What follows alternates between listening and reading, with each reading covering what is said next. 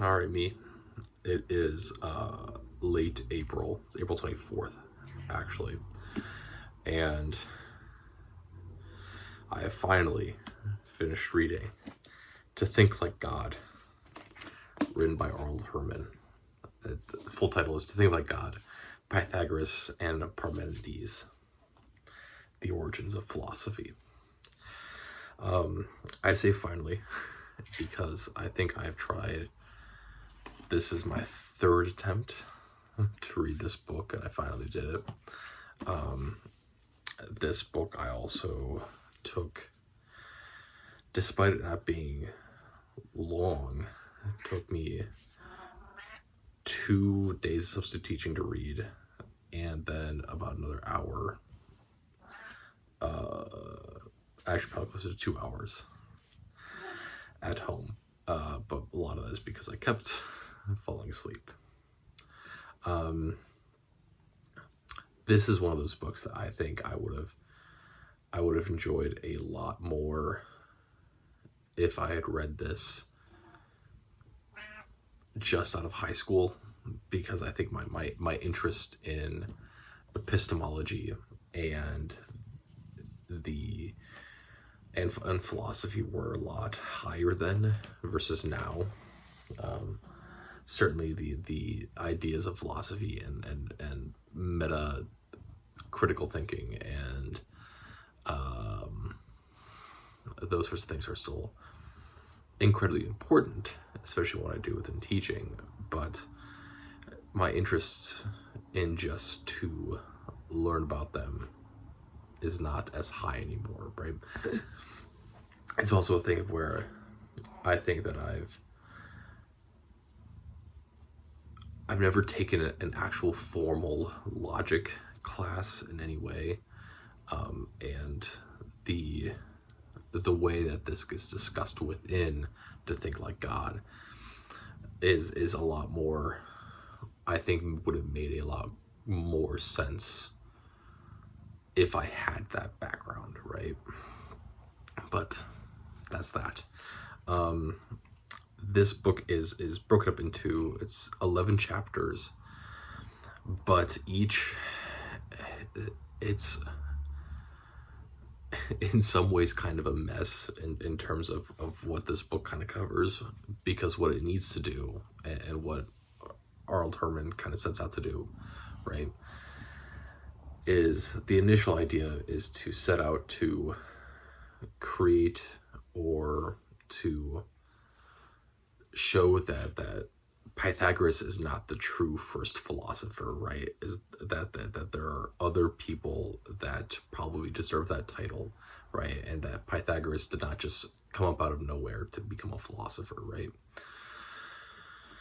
And so like that's kind of the basis, which then has to devolve into a couple of chapters that are based in and around what are Pythagoras's and Pythagorean beliefs,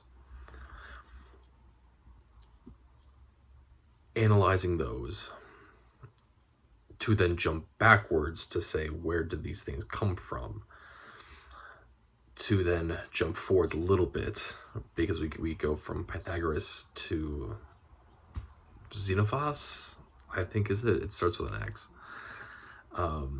and then we move forward into Parmenides, which then Arnold Hermann kind of crowns as the originator of philosophy in the way that we think of philosophy, which is the idea of it's thinking about thinking, but it's like, I don't remember the official title that he gives it, or official definition that he gives philosophy, but it's the concept of using words and only words to refute or approve something, right? And that's kind of where we end up with. And yeah, right. And then once we've then established that Parmenides has done a great deal of this, and that Pythagoras stuff is a lot built on Parmenides in different ways, then we get into the final chapters of discussing where does the origins of philosophy come from, and belief structures and things. And it is one of those books of where it is just, right? It's the same thing as reading like massive amounts of legalese, right? Of where it's like, yeah, can I get it if I just stop and just pay attention? Sure. Do I want to? Not really. I can feel my eyes glassing over. And it's that sort of thing, right? So yeah, I'm sure that there are people that are very interested in this and love this a great deal, and that's great, good for them. But for me, this was just yeah. But I guess interesting points, right? One of the main things that Arnold Hermann talks about is that the history of Pythagoras and the Pythagorean cult, effectively, has no true actual record or complete record, because there is countless historians that are mixing two different revolts against the Pythagoreans and their cult and their effectively government gets revolted against two different times, but in the same place, which is very strange. But then historical historians conflated those two into one, and so you have all these things in which there's a whole bunch of contradictions that are occurring just within the story of Pythagoras, just as a person in general. But then you get into the cult of Pythagoras, which is this. Really, it is the establishment of the caste system, in which, right, and this is also kind of how the Pythagorean philosophy also kind of feels like it works, is that it is seeing what is already present and then defining the world to fit that narrative, right? And so it's like the concept being that, right, with the Pythagorean philosophy, right, it's a lot numerology based, and it's things like that. We need to automatically respect and appreciate things that are older rather than things that are new, and that we need to like obey laws that have existed before us, even if they no longer make sense or they don't make sense, because to be old is to be better than be new, right? Which feels like very much just here is the description of why we follow parents or we look up to people, right? The same thing kind of ends up with the government that ends up being followed by the Pythagorean cult in a lot of ways, of where like there becomes this concept in which you have to move towards the ideal, right? And it is the person in life to move forward, to understand the true ideals of the world. But then there's no way for you to accomplish that in one lifetime, right? And so what ends up happening is Pythagoras ends up believing in the concept of that the soul is eternal, and the body is not. And if you achieve and are moving towards the betterment and the closeness to ideals, then you'll be reincarnated as someone who has more power and more wealth. And then that just continues on and on and on, right? Which is just the caste system, right? That's all he's done here. But because he is introducing this concept to people that are guaranteed government positions, right? He's inducting the sons of current leaders, effectively, who already have money and need to provide some sort of reason as to why they automatically get to lead, even if they don't have any sort of qualifications, right? And so that becomes the reasoning is that, well, I was born into this because my soul is better than yours and is closer to enlightenment, right? And it's the establishment through the Pythagorean cult of aristocracy, but it's not, it's an aristocracy through the caste system, right? You then effectively set up Scientology, right, of where you have to go through certain trials just to even hear Pythagoras speak, and then you have to go through even more immense trials to even to get to see Pythagoras. And that's a whole ordeal. That's a whole thing. And then the entire Pythagoras philosophy and religion and cult and government collapses a couple different times, right? But the philosophy itself collapses inherently because of what Pythagoras is probably now most known for, which is the Pythagorean theorem about right triangles, which is that a squared plus b squared equals c squared. Part of the Pythagorean philosophy that was established is that all numbers are units. Everything, the basis of everything is a unit. All numbers are units. All numbers are even or odd. If something cannot be even or odd, it cannot be a number. Well, what do we do with decimals?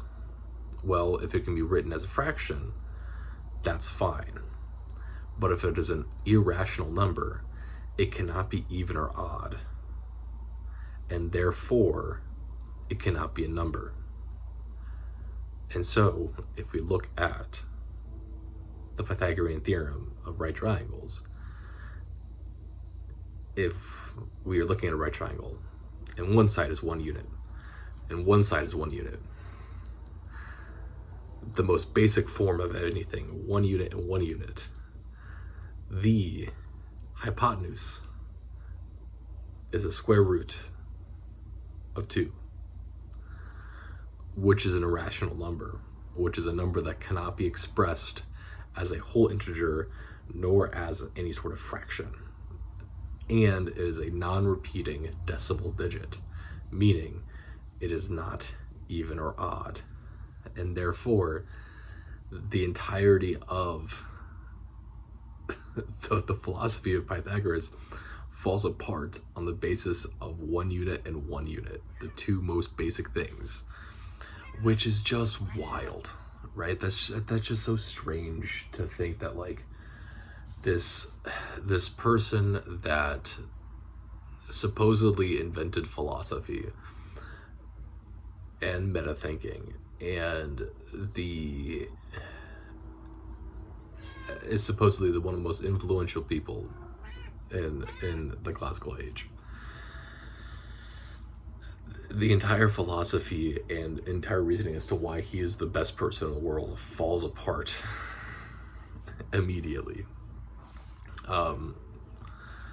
So yeah, lots of stuff there. There's also lots of stuff about the myth of Pythagoras, because like most people that get put in positions of power during a time in which there's not, or by people that are not writing a lot down or documenting a great deal, right? There becomes a mythical quality about them. And so there are many things that are attributed to Pythagoras that probably were not Pythagoras, or anything that was done by his followers, by the Pythagoreans, was also just attributed to him, right? And so there are many things that we attribute to Pythagoras that are probably not him, but that's that. Then you get to, this whole background to Xenophanes and Parmenides. And Xenophanes, I believe it's explained but one of the three kind of ends up making the distinction of like what eventually kind of leads us to a monotheistic system in terms of religion, in which like the concept becomes that if you are a god and you have the ability to create something, inherently you would create the ideal, right? That is something that you just do. And it is the human interpretation of that then becomes muddled, right? But if you create the ideal, you must know something that is unknowable, which makes you a god. With that being said, right, to know the unknowable, how far can we take that, right? And is it possible for you to know unknowable things, but then also not know unknowable things, right? And it's this kind of thinking switch that leads us from hyper-specific gods to then trending towards lesser and lesser gods to eventually monotheistic, of where there's one controller that knows all unknowable things, right?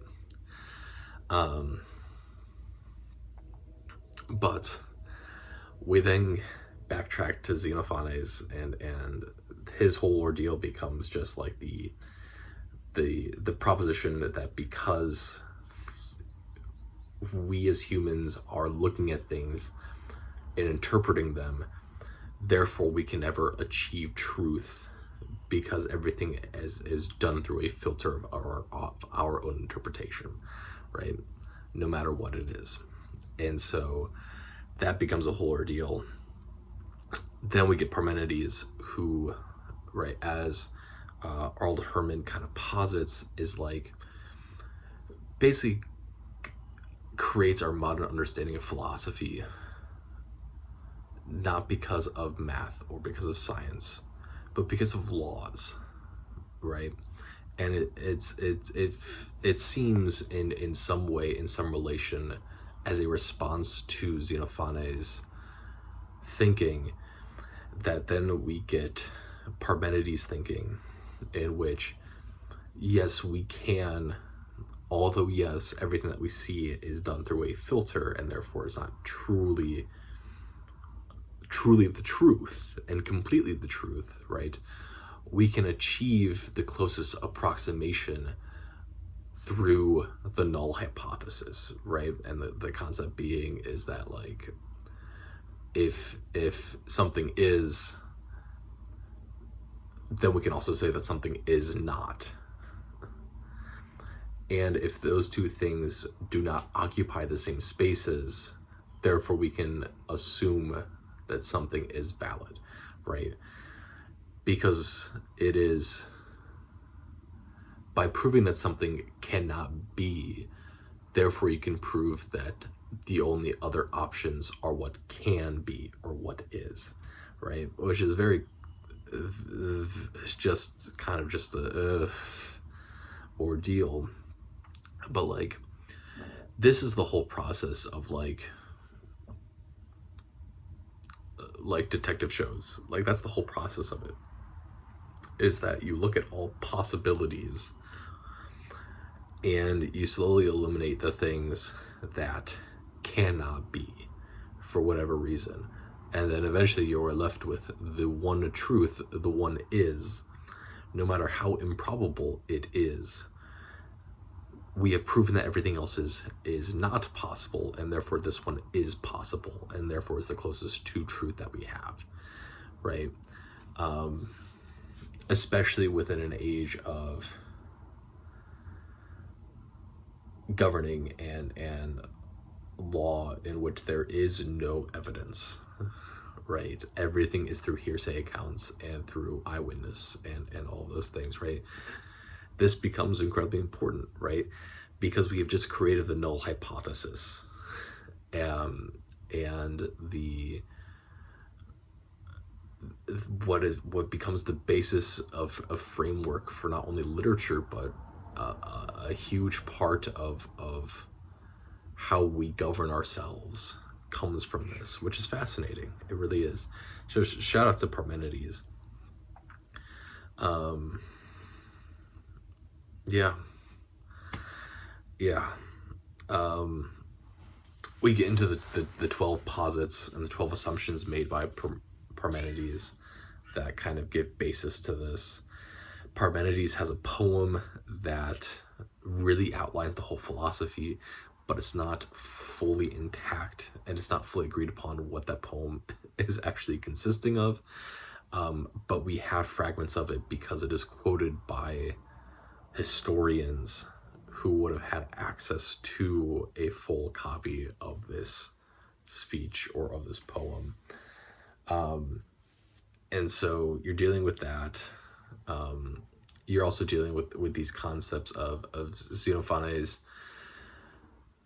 putting things into his own mouth and saying things, versus Parmenides, who is smart enough to go like, hey, if I'm going to say these things, I'm going to believe these things. If I inherently posit that humans cannot know full truth, therefore a human cannot be saying these things, because then that is an inherent contradiction and paradox. And so therefore what I have to do is I have to have a goddess say this, because otherwise this can all be immediately refuted, right? So you're dealing with that stuff. It's right. This is a book that I think I'm the wrong crowd for. It is not something I'm as interested in as anymore. Right, like logic and thought and how we think is all very interesting to me, but not in this format, right? So, no, that's that. That's the Think Like God, The Origins of Philosophy by Arnold Hermann.